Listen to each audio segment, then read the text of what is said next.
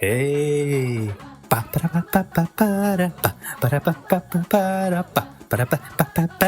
Hey, oh, what are you doing to your sibling?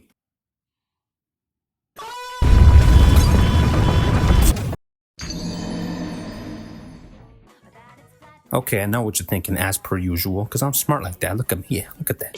But what in the name of the happy feet am I looking at? And why isn't it an anime video? Well, there's two reasons. One, I've never been consistent on what my channel's content is gonna be. I mean, look at this shit, it's a mess. Two, this is an anime. I mean, look, we got a robot version of the main character. We got a fruit vendor with an untimely mustache and the clothes. We got swirly glasses coon and the little cute mouse, yeah. And look, they got flan and they call it pudding for some reason. So yeah, I mean, that's pretty solid evidence right there. Okay, it actually was made in Japan, so yeah, technically it is an anime. Alright, good for you, right? Good for you. You always get what you want, don't you? Always get the Pecola is the abomination you see before your eyes. That was a little mean, but to be fair, it's only because the series has for some reason stuck with me for God knows how long. Ever since I was a wee little lad, I remember this one specific episode of this series. Literally, that's it, just one episode. Nothing else, nothing more. So today, I'm going to talk about that one episode. Not the series, I'm not going to review the series, I'm not going to tell you what's good or what's bad about the series, none of that. Because for some reason, this one episode won't leave the little corner of my mind. So hopefully, if I finally talk about it, it'll let go of my goddamn brain and move on somewhere else. Maybe I can remember something actually important, like my social security number or where I left my car keys. And unfortunately, you're going to be the one that's going to listen to my bullshit. So sit down, grab some popcorn, maybe not, because really, I don't want you to get too comfortable. I mean, let's be real. Maybe I can finally forget about Pecola. So let's get started. Now, typically, I give you a rundown of the series before we begin, but I'm actually trying to forget the show, not re-educate myself on Pecola lore. All I know is that Pecola is the main character. He hangs out with his bozo little friends. They go around causing shenanigans because, every 2000's main character went around doing shit for some reason. I don't know. The town tolerates his existence, and he likes puddings. That's it, alright? That's as much as I know, and that's as much as I'm gonna know. Oh, and right, okay, so the show also premiered on a channel called Kubo, along other forgotten series like Pippi Longstocking and Jane and Her Dragon. Actually, I do remember Jane and Her Dragon a little bit. Kind of feel bad now. But anywho! Anyway, let's get this over with, alright? The episode we're going to look at is called Mayor Muddle, alright? And it starts with all the townsfolk that gather around to hear about the mayor talk about nothing. Amalgamation of governmental functions and community-oriented goals. I got no clue what he's talking about. He's just spewing out government words and trying to make a sentence out of them. Really, nobody cares. They're all sleeping. It's some bullshit. And here comes Peckle and his friends doing whatever they do, kids going around. Shows depict that kids just go around messing with adults. That's never true, in my case at least. I grew up in a Hispanic household, and let me tell you, you go around messing with other adults, and your parents are gonna be on you like goddamn fat on cheese. As it turns out, this was the re-election speech for the mayor Papazzoni. Yeah, that's his name. What do you?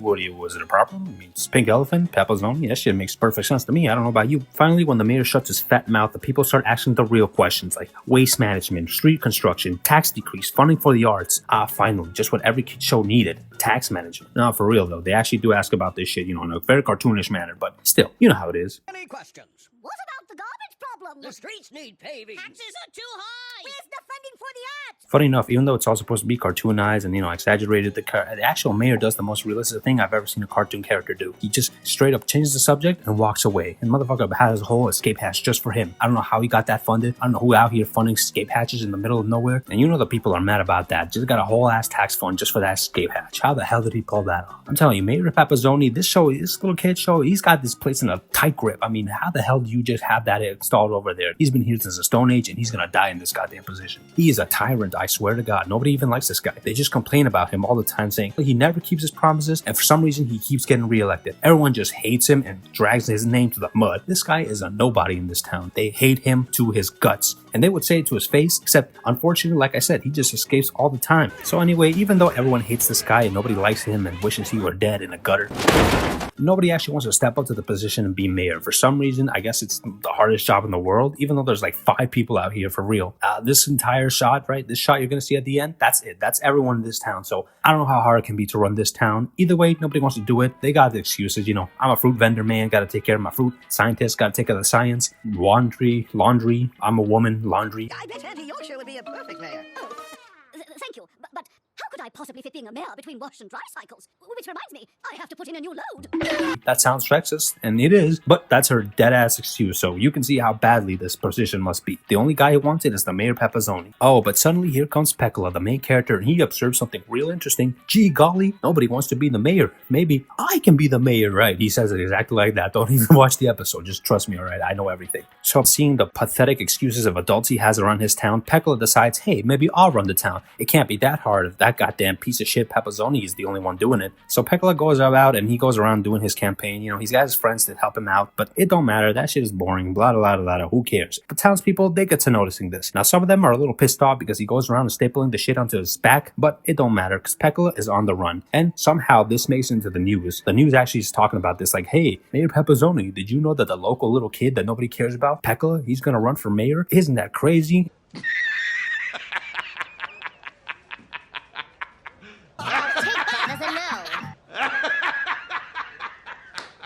Seriously, I'm starting to think that Pepezzoni isn't the only problem here. The townspeople are clearly too stupid to do anything with themselves, and quite frankly, I don't think they even want change. I just think they like complaining. Anyhow, let's keep going. So Pecola keeps disturbing the peace, you know, he's going all around, just yelling his life out. Nobody really takes himself seriously. I mean, why would they? He's a little kid, and his promises are like something recess all day, fill the town hall with pudding, you know. So, you know, it's a bunch of nonsense, but people kind of like, you know, that's kind of cute. They're a little supportive, and you know what? That's kind of wholesome. I'm not gonna lie. That's kind of nice. So everything's pretty innocent till now. You know, nothing big, nothing interesting has happened so yet. So why is this episode still in the back of my head? Well, I think it's because of this part, right? Everything so far has been kind of cute, how wholesome, you know, whatever. A cute little kid trying to run for mayor, that's cute. And then it all falls apart, and unfortunately, it all falls into this guy right here, Mr. Sariyama. That's the local fruit vendor, I guess. And basically, he goes over to this Rory the lion over here. You know, he's the mailman, whatever. They're having a discussion, and he says the thing that's gonna doom everyone here. So Sariyama, he finds this funny, and he thinks, hey, you know what would actually be? You know what would be a real kick, Mr. Rory? What if actually somebody voted for Pecola? Wouldn't that be kind of funny? If just one person actually voted for the little kid? Ooh, that sure is a good one, Mr. Rory. Ain't that right? Wouldn't it get the Pepezzoni's trunk in a twist if we did vote for Pecola?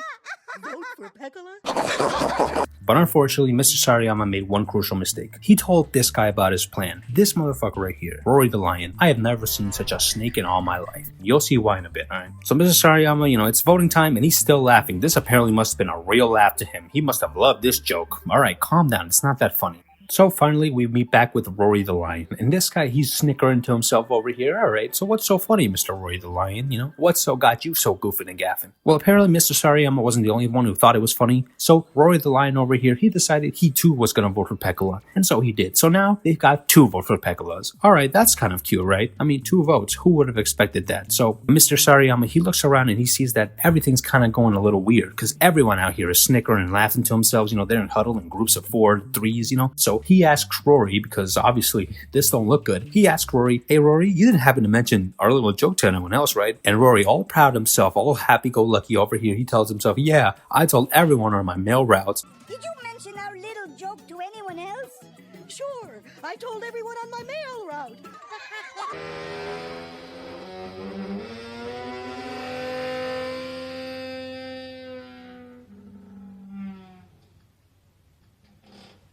First of all, you need to calm your boys down. All right, I don't know why you're so happy for. And second, not only are you going to steal his material, you're going to pass it around like an STD.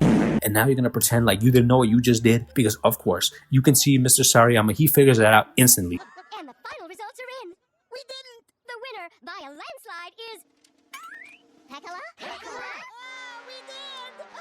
Yeah, it's true. Everyone in this dumbass town just voted for Pecola. Everyone in this stupid city. Apparently, they all went home after hearing Mr. Rory the Lion's little funny joke and decided, that's great, I'm taking that. So not only is it a town full of snakes, a town full of copycat ass bitches. And yes, lo and behold, the entire town voted for Pecola, and now Pecola is the new mayor. Everyone's shocked. For some reason, Mr. Rory the Lion's out here looking sad like he didn't cause all this. I'm about to make this guy into a fur coat if he don't get it on my face. Of course, everyone's kind of distressed, freaking out. The most realistic character in this entire show, Mr. Pepezzoni, because because he still didn't process the news, and all of a sudden, when he finally did, he just shuts down. It's not played as a cartoon, there's no wacky sound effects, no aruga, no nothing. This guy just stops dead. So Pecola out here, he's celebrating, he ruined the man's life, and he's all happy about it. And you know what? To his credit, he actually does stick with his principles. He keeps his promises. He fills the town hall with pudding, gives everyone a spoon, so he's sharing the wealth, he's sharing the food. That's pretty cool of him. And he starts a bunch of celebratory bullshit that nobody wanted. Like apparently he's gonna shoot out fireworks all day, and yeah, that's kind of annoying, and yeah, they're causing trouble, and maybe somebody died in the process. But as you can see, yeah, Pecola is a man of his word despite it all. And here's a little part that gets me all the time. Suddenly the whole town is apparently in an uproar and says, wait a minute, who gave this idea in the first place? And here comes bitch ass Rory. It was actually Mr. Sarayama. I'm about to slap this motherfucker right across the face if he ever looks at me. It was Mr. Sarayama's idea.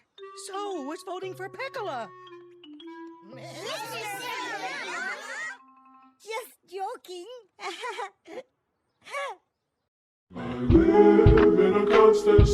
This guy caused everything and immediately blamed Mr. Sarayama. He knew what he was doing. Like I told you, snake, actual monster. And of course, everyone blames Mr. Sarayama. The poor bastard, he has to go and apologizes for nothing. The guy did one thing. He shared the wrong information with one person, and now he's the one getting all the blame. That's crazy as hell. But anyhow, like I said, the townspeople, they're in distress. They don't like the fact that they're going to be run by a little ass kid. But like I said, what is there to do in this town, really? What is the Peppazoni mayor going to do? Not a damn thing. Albeit all, how is this going to end, right? I mean, the kid's the mayor. He's doing all the bullshit he said he was going to do, and and everyone's in disbelief and probably scared for their lives. So what happens now? How are we going to solve this crazy dilemma?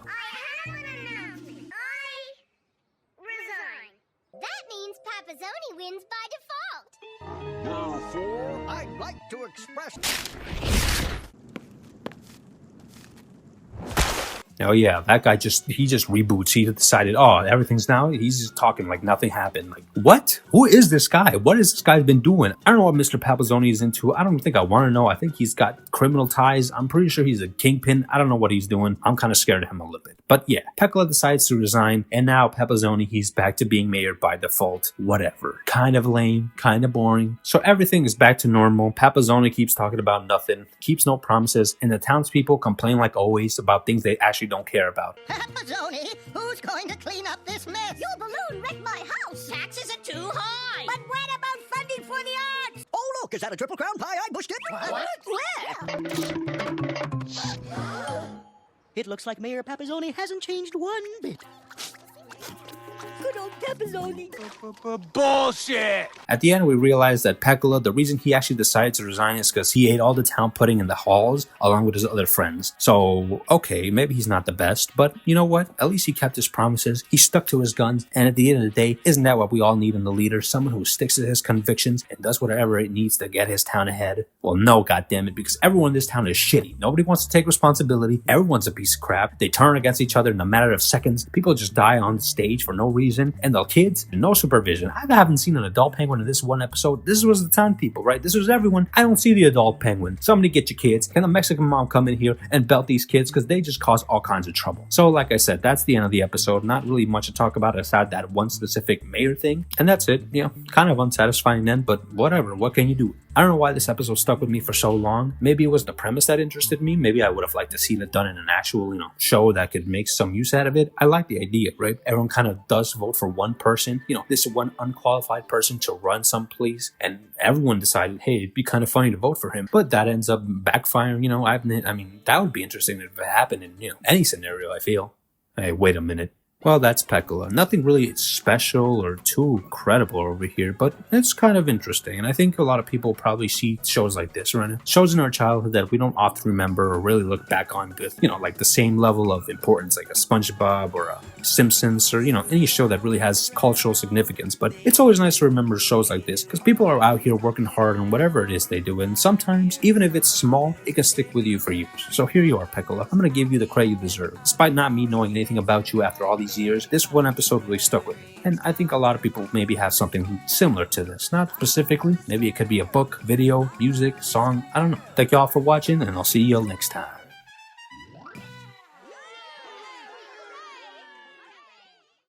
I'm gonna keep trying to make videos, but this time I want to make more broad stuff, even more than I usually do. It could be anything really at this point, because I don't give a damn apparently. Maybe you guys got something going on like that, some little weird obsessive memory you've got going on that you can't seemingly forget. Why don't you let me know? Maybe I'll make a video about it, then take all the credit. Thank you, and you're welcome. So like I said, thank you all for watching, and I'd tell you to subscribe, but